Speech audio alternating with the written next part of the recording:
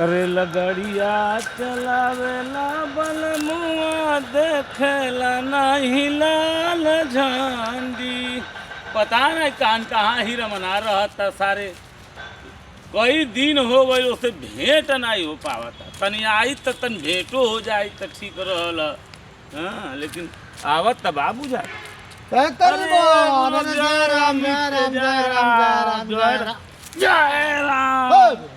सलामी ढेर दिन पर भेंट होला तो यही तरह हम भेंट करेली। और बताइए हीरामन भैया का तो बढ़िया बा कोई तो जो होता आवत का रे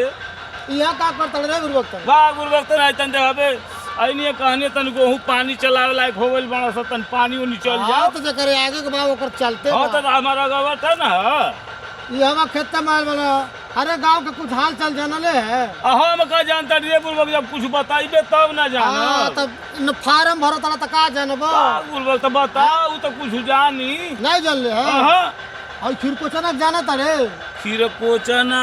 अरे वे खीर कोचना जन संगमा गइल है हां हां जान गइली जान गइली हां हां हां हां का कुछ भइल का अरे गुरुभक्त नहीं अतना अपने मेहरारू के मार ले बा कि कहले मान के नहीं बा गुरु भैया हीरामन भैया हां एमे कौन बात बा अच्छा मार तो देखबे दुइये को करबे करेला का रे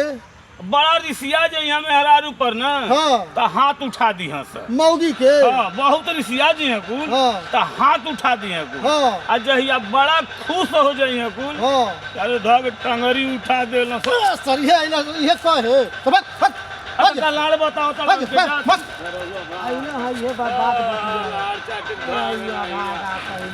जोर बात नहीं बतियावे के तौने बात बतिये हैं ए भैया हमन के आईपीएस कमेटी है पर से ज्यादा फॉलो करो शेयर करो हमसे जौन भी गलती सही होता है गलती सही के माफ करो। जय हिंद जय भारत।